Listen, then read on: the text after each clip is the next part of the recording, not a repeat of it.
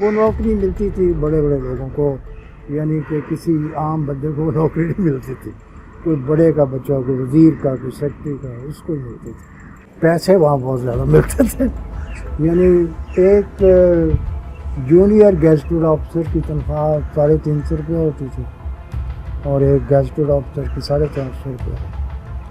مجھے وہاں بیسک 850 روپیہ ملتا، وہ اتنا پیسہ تھا کہ وہ خرچ ہی نہیں۔ السلام علیکم۔ ایک اور شخصیت کے ساتھ اکمل شہزاد گھمن آج آپ کی خدمت میں حاضر ہے۔ آج ہم جس شخصیت کے ساتھ آپ کی ملاقات کروانے جا رہے ہیں وہ دانشور ہیں، فلاسفر ہیں، اور ان کا جو علمی ادبی کام ہے وہ بڑا مستند حوالہ ہے، اور وہ بڑی معاملات زندگی پہ گہری نظر رکھتے ہیں۔ فلاسفی کی ہسٹری پہ ان کی بڑی گہری نظر ہے، پاکستان کے مسائل پہ ان کی بڑی گہری نظر ہے، اور بڑی بھرپور زندگی انہوں نے گزاری۔ آج جو شخصیت ہے ان کا نام نامی ہے جناب اشفاق سلیم مرزا۔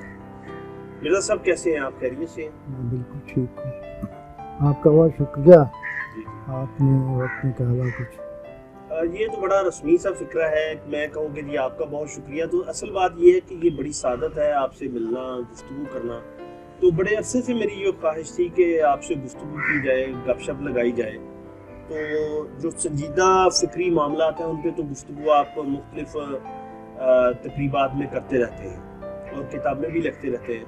تو میں نے کہا کہ ایک جنرل گپ شپ جس کے بارے میں عام لوگ نہیں جانتے اور ان کو نہیں پتا کہ آپ کہاں پیدا ہوئے، کہاں پڑھے، ظاہر ہے آپ کے جاننے والے تو جانتے ہیں، جو عام پڑھنے والے لوگ ہیں جی، یا دیکھنے والے لوگ ہیں۔ تو پیدا تو میں جی جلندھر میں ہوا۔ اچھا 1944۔ تو اچھا نا 1944۔ تو پھر ہم اس کے بعد لاہور آ گئے جیسے ہی پاکستان بنا۔ اچھا تو وہاں لاہور، پھر لاہور ہی ہم زیادہ تر رہے، میں ایم اے پڑھنے تک لاہور ہی رہا، تعلیم ساری لاہور کی۔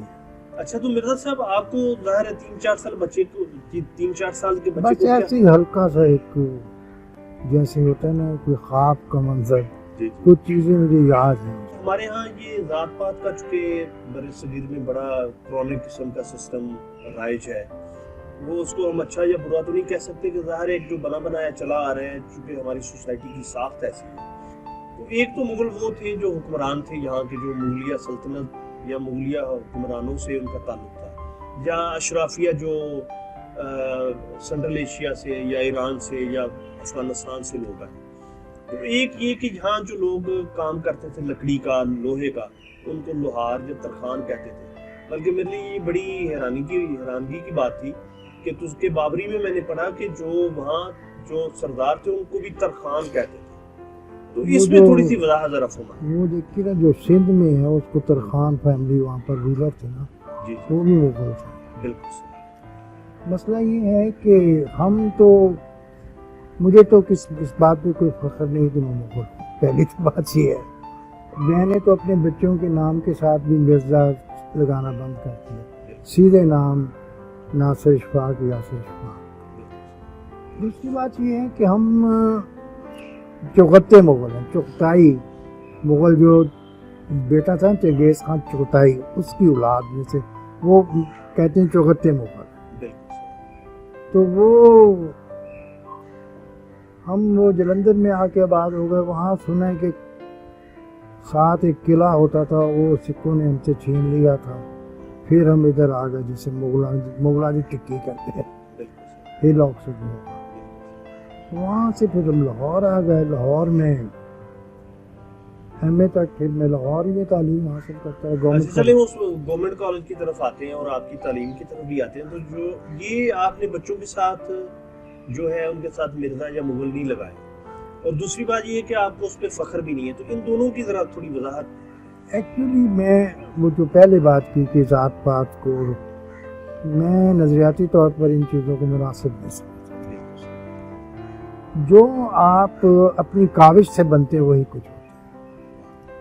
یہ آپ کے ساتھ چودھری لگا دیں یا کچھ لگا دیں یا فلاں لگا دیں، خان صاحب لگا دیں، سردار صاحب لگا دیں، تو اس طرح وہ خود ہی پہلے آپ کو دوسروں سے ممیز کر لیتے اپنی یعنی کہ زیادہ بڑے ہونے کا. تو اس سے ایک طرح کی میں سمجھتا ہوں کہ خلیج سی پیدا ہو جاتی انسانوں کے خلاف. تو میں نے کہا ٹھیک ہے بھائی. بلکہ مجھے ایک دفعہ وہ کیا ہے وہ پیٹ سیگل کا بیٹا جو بڑے سیگل مشہور, انہوں نے کہا جی آپ نے یہ کیوں نہیں لگایا آپ نے ساتھ میں, کہ میں وہی وضاحت دی جو میں آپ کو دوں. کیونکہ مجھے لوگ ابھی کئی بیگ صاحب کہتے ہیں. میرے ماموں تھے نا ایچ یو بیگ کا نام سیکٹری. ہاں تو وہ اس کے حوالے سے وہ آپ کے ماموں تھے. ہاں میرے والد صاحب کا نام ہی مرزا سلیم اللہ بیگ, میرے بڑے بھائی مرزا ارشاد اللہ بیگ. میں نے نہیں لگایا, میرے بڑے بھائی نے نہیں لگایا. انہوں نے کہا جی ہمارا, انہوں نے نام لکھایا اسکول میں انوار سلیم مرزا. تو میں نے بھی کہا میرا بھی اشفاق سلیم مرزا لکھا. اور جو چھوٹے دو بھائی انہوں نے سلیم بھی کاٹ دیا, اظہر مرزا اور نجم مرزا کر دیا. لیکن مرزا سب کے ساتھ. میں مرزا صاحب چونکہ میرے نام کے ساتھ دمن لگتا ہے, میں ظاہر ہے جہاں میری وضاحت بنتی ہے کہ میں ممیز یا ممتاز ہونے کے لیے نام کے ساتھ نہیں لگاتا. یہ محض اس لیے ہے کہ ہم بالکل زمیندار یا کاشتکار سوسائٹی سے ہمارا تعلق ہے. تو میرے بچپن میں یہ تھا, مجھے ایسے محسوس ہوتا تھا کہ یہ فلاں جو ہے یہ کیوں ٹی وی پہ یا ریڈیو پہ آتا ہے, میں کیوں نہیں جا سکتا. میں تو ظاہر ایک شالکوٹ کے چھوٹے سے گاؤں سے میرا تعلق تھا. تو آپ وہاں سمبڑیال یا کنویں کے قریب؟ جی ہمارا سمبڑیال کے ساتھ گاؤں ہے, لیکن میرے ننیال سدھو تھے. کیونکہ گھمن ادھر زیادہ ہے نا.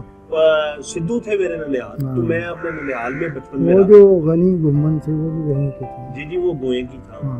تو میں کہنا یہ چاہ رہا تھا کہ میں نے کہا کہ اگر میں ریڈیو یا ٹیلی ویژن میں یا لکھنے میں آتا ہوں تو جو میرے جیسے بے تحاشا بچے ہیں جو دیہاتوں میں رہتے ہیں, وہ یہ ان کو انسپریشن ملے گی کہ اگر یہ بندہ وہاں جا سکتا ہے تو اپنی محنت سے یا کوشش سے ہم بھی اپنا نام بنا سکتے ہیں. تو چلیں میرا صاحب اپنی طرف سے ہم آپ کی طرف آتے ہیں. تو یہ ذرا اپنی ابتدائی تعلیم کے بارے میں بتائیے کہ اس زمانے میں لاہور کیسا تھا, آپ کو کیسا, کہاں پڑھے؟ وہ دور تو ایک بڑی رومانس کا دور ہوتا ہے. میں نے ابتدائی تعلیم جو school number 3 cantonment school number 3 اور کنٹونمنٹ اسکول نمبر 2 میں حاصل کی 5ویں تک. وہ ہمارا اسکول بہت اچھا تھا, ایک بڑا ہی خوبصورت بنا ہوا تھا. اسکول نمبر 2 نیا بنا تھا. ایک بچے کو ایک بینچ ڈیسک اور کرسی بھی لگی ہوئی تھی اس زمانے میں. لیکن 2 آنے فیس تھی, وہ پبلک اسکول تھا. اس کے بعد میں نے کالج میں چلا گیا, تو اسلامیہ کالج سول لائن سے. پھر میں نے بی اے کیا, پھر میں نے ایم اے گورنمنٹ کالج میں. کس سبجیکٹ؟ فلسفے میں. یہ کس سن کی بات ہے؟ 1967. آپ کے اس زمانے میں استاد کون تھے؟ ہمارے ہیڈ آف دا ڈپارٹمنٹ تھے ڈاکٹر حمید الدین, جو کہ فیض صاحب کے بڑے دوست تھے. ان کی دوستی تھی چونکہ تبسم فیض صاحب کی. فیض صاحب نے ان کے ساتھ ہی عربی میں ہمیں اکٹھے کیا, کیونکہ ان کے والد جو تھے ڈاکٹر حمید الدین کے ڈاکٹر صدر الدین, وہ یہاں پر اسلامک اسٹڈیز کے ہیڈ تھے گورنمنٹ. انہوں نے پھر دونوں کو کہا کہ تم وہاں چلے جاؤ, عربی ڈپارٹمنٹ میں میرا وہ دوست ہے. تو فیض صاحب اور حمید الدین صاحب کو ان کے پاس لے گئے. یہ فیض صاحب نے لکھا بھی ہے اپنی کتاب میں. یہ میرا سب کس سن کی بات ہے؟ 67 کی. میں 67 کی. وہ تو بہت پہلے. اچھا, یہ اس زمانے میں کون سے ایسے لوگ تھے جو وہاں پڑھتے تھے اس زمانے میں ان کا نام تھا اور بعد میں بھی وہ بڑے نام پر؟ دیکھیے میرے ساتھ جو تھے کچھ تو وہ چلے گئے تھے پب ادھر اپنے جسے کہتے سی ایس ایس کر کے گورنمنٹ کالج کے لوگ ہی زیادہ جاتے تھے. اعجاز رحیم جو اسٹیبلشمنٹ کا سیکرٹری تھا وہ انگلش ڈپارٹمنٹ میں تھا. ایک نصرت علی تھا, وہ بعد میں فوت ہو گیا, وہ ڈپٹی سیکرٹری تھا. وہ جو پنجابی کہانی بھی لکھتا. ہاں. اور اس کے بعد جاوید امیر تھا, وہ امریکہ چلا گیا, وہ بھی انگریزی میں ناول اس میں لکھے ہیں. پھر سرمے سرائی میں سے 1 سال پیچھے تھا.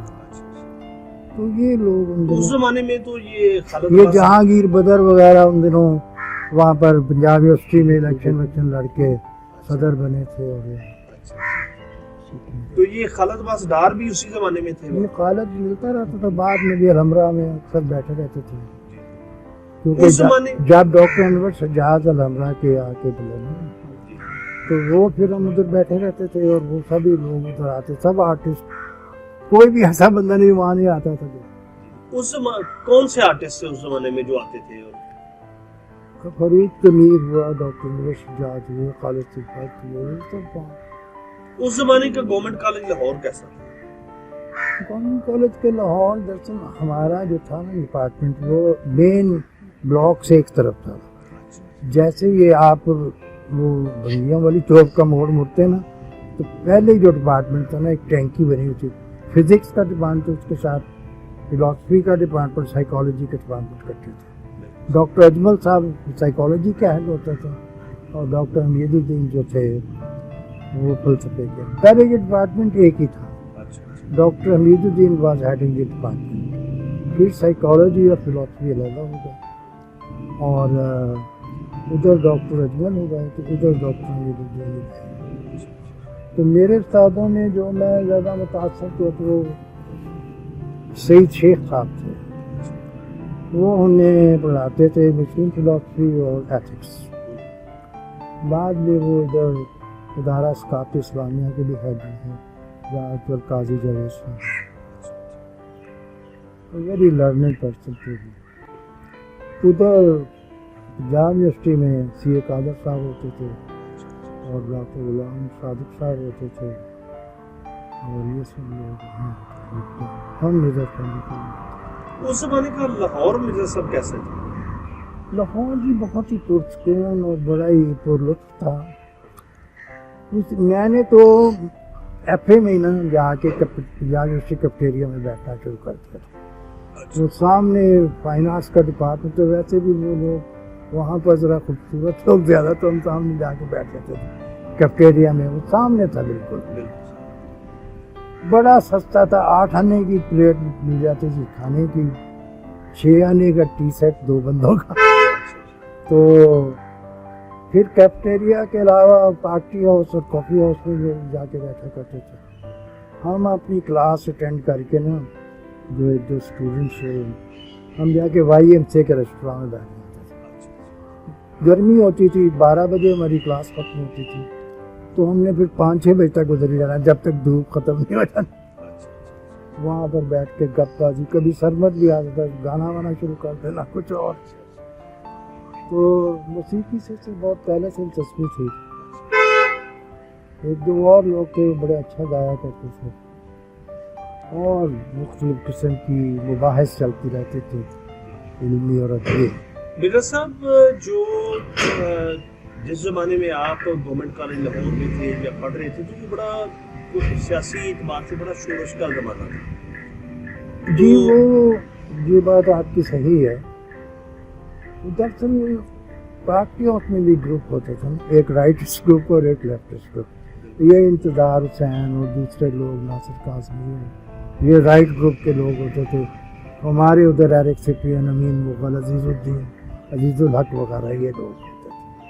تو شروع سے علمی سطح پر جسے کہتے ہیں ایک تعصب سا قائم ہو گیا، جو کہ نہیں ہونا چاہیے تھا.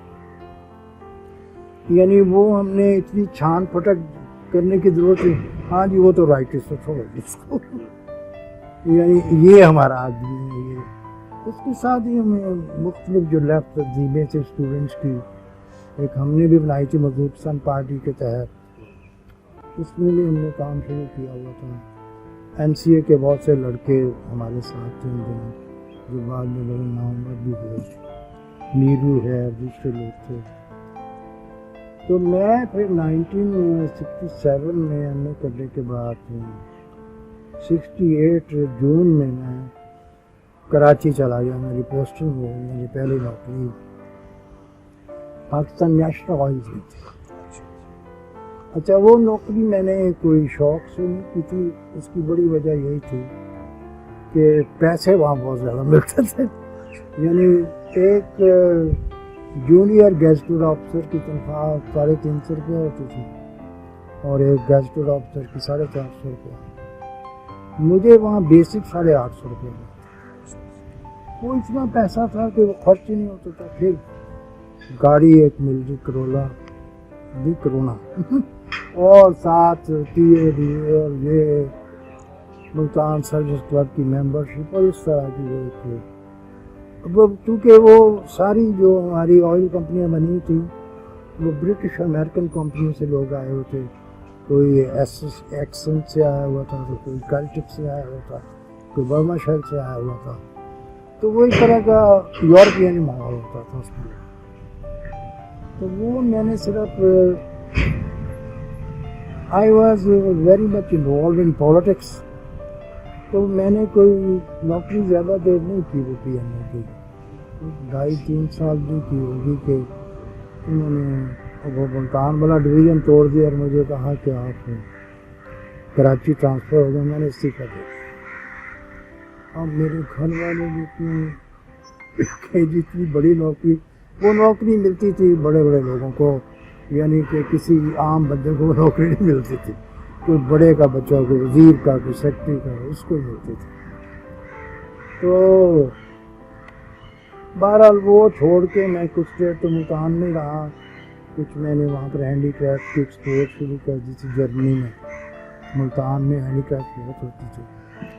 کچھ میں نے آئل کا کام شروع کر دیا تھا.